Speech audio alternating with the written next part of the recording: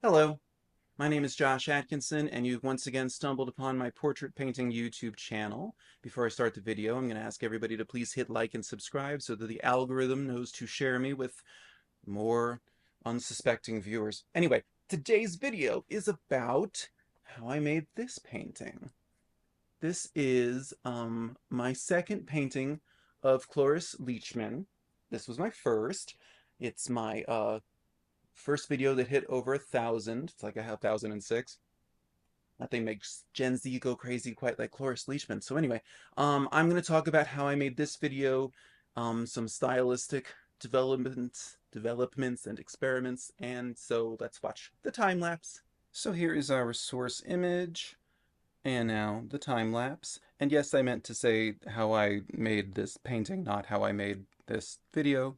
Can't imagine you really want to hear about that. Um, so I was feeling this urge to just kind of do like a style overhaul. Um, Basically, for the last 6 months, I've been doing these very, I use the same words to describe it, just like expressive with like unusual color choices, pushing tonal values, um, lots of texture and stuff. But I saw some paintings on Instagram where people were doing that, but they were doing it without any texture. Like there was no impasto whatsoever. And I was just kind of like, how? How are they doing this? Um, but so I reached out to a painter who I meant to look up, and I didn't, and I'll do it next week. But anyway, he just said like linseed oil, um, which I never really played around with too much.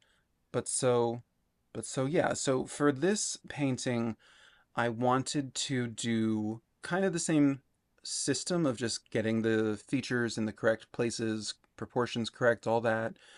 Of course, I'm painting it much larger than the source image, and so it's fraught. It's hard to get things in the right places.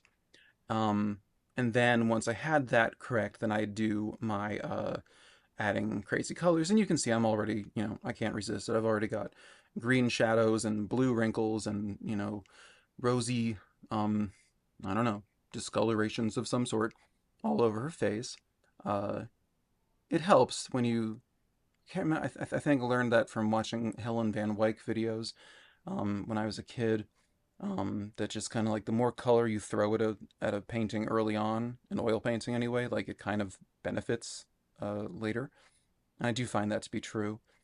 But but so yeah, but so I wanted to do like the same style, so like in words it sounds kind of the same, but I wanted my brushstrokes to be more intentional, more not exactly controlled, but more I don't know, just not I wanted to create some sort of visual conformity or unity. I'm not finding the right words, but anyway, you've seen the painting, so I think you know what I mean. Like I wanted it to feel less randomized, which it looks quite random right now. I like how this looks. I love this actually, but I wanted to see if there was a way to do it with more sharpness, more like um I don't know, like in this painting, at least I think I do it in this painting. I've done it in the paintings in this style since. I will do what I always say John Singer Sargent did and just like apply the brushstroke and then walk away as far as I can to get just to see how it's resonating, to see what it's accomplishing. So I wanted to find ways to have more of an economy of brushstrokes. That's kind of the phrase I'm looking for. Like you back away and you say, okay, so this cheekbone needs more green. And so I rush up and I just throw green down in one stroke and then I back away and I look and then I consider it. Kind of the way that you'd look at an impressionist painting. It's a big mess when you're yeah, yes, okay. So I'm beginning to get away to like walk and get away from the painting and throw a stroke down, come back to it. But like with impressionism, it's sort of a mess up close and then you get further away and it's like you see the image and it almost has this sparkling effect. I kind of want to find some way of doing that. And during this painting, I arrived at kind of this rule that I already break with this painting, but where I kind of just want all of my brush strokes to be angular, to be either horizontal or vertical, and all of them to be pretty short, like maybe, I don't know, less than half an inch.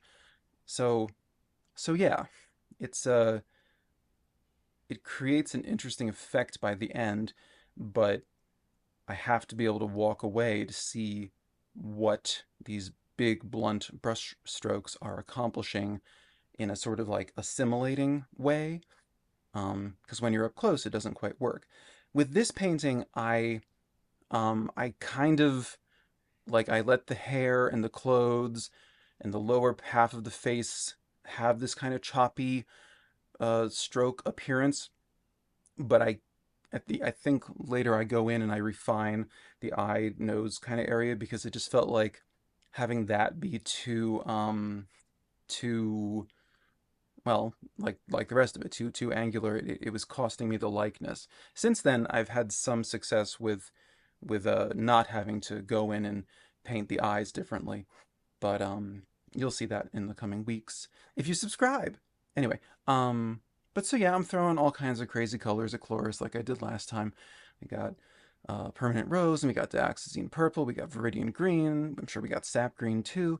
Just throwing all of it all over her, and yeah, I'm digging how it goes. I get the hair to work a bit better, I think, later. Um, but I don't know, like on the whole, I just wanted my wanted to see if I could be expressive and crazy with colors and tones, but not be so and not have so much thick paint and not look so randomized. I was just wondering if there was a way to create this uniform brush stroke that would not feel um I don't know, stodgy or conventional or something.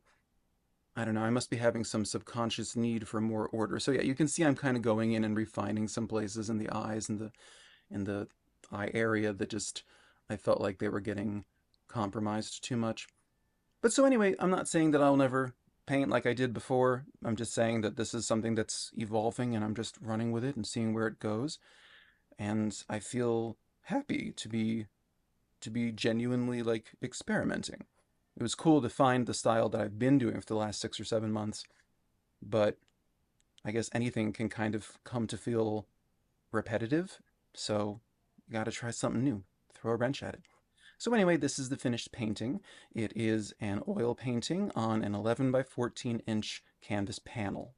So then, yes, this is how I arrived at this portrait, my second, of Cloris Leachman, with these very geometric kind of strokes that I arrived at accidentally, but I'm exploring them. I'm digging them. I think that they're another step in my evolution. So yeah.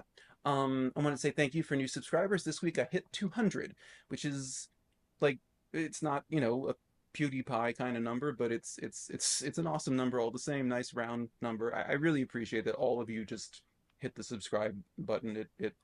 It's a simple thing, but it does mean a good deal to those of us on the other side of the screen. So thank you. If you haven't hit subscribe, please do, and hit that like button so the algorithm shares the video. If you enjoyed this video, please do check out last week's, where I talked about mood and being trapped in a block, an artistic block, about this painting. So yeah. So I guess that's everything. I will see you in 7 days with another portrait, and I hope that it starts spontaneously snowing because I hate August. And I'm sorry for how sweaty I probably look. Okay, bye bye!